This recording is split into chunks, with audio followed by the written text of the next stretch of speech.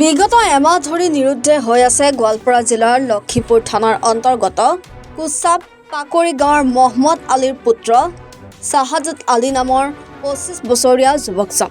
শ্ৰীৰামপুৰৰ আত্মীয়ৰ ঘৰৰ পৰা নিজ ঘৰলৈ উভতি অহাৰ সময়তে যুৱকজন নিৰুদ্ধ হোৱা বুলি সন্দেহ প্ৰকাশ কৰিছে পৰিয়ালৰ লোকে। বিভিন্ন ঠাইত বিচাৰ খোজাৰ কৰাৰ পিছতো বিগত 28 দিনে কোনো সুসূত্ৰ লাভ কৰা হোৱা নাই যুৱকজনৰ। ঘটনা সন্দৰ্ভত ভুক্তভোগী পৰিয়ালৰ লোকে আৰক্ষীক দাখিল কৰিছে অভিযোগ।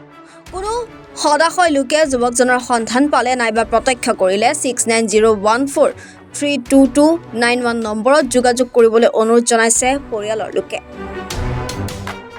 শ্রীরামপুর গেছিল গুন্ডি বেড়তে ফোন থেকে গাড়ি তুলে দিয়েছে এবং তার বাড়ি হানে 1 মাস হইল, 28 দিন আজকে 1 মাস হইল। গ্রামের নাম হলো কুসাবাকি। আপনার উঠকাইছেন? হ্যাঁ, আমি গোয়ালপাড়া জেলে তালাশ করছি, ধুবড়ি জেলে, গুয়াহাটি জেলে তথ্য নিয়েছি, দিল্লিও আমি তথ্য নিয়েছি। মানুষরা ফোন করে আমি পাই নাই।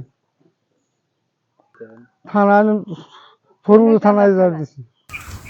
আমি কইতাছি আবো আবো হয় না তো না দেখি আমি যে এক মাস ধরে কাম টাম করবার গেছে গুয়াহাটি আছে, গুয়াহাটি বলে আমার গুন্ডি বেড়তে গেছে। লক্ষীপুৰৰ পৰা আক্ৰামুল হকৰ ৰিপৰ্ট, এনি ভাৰত 24।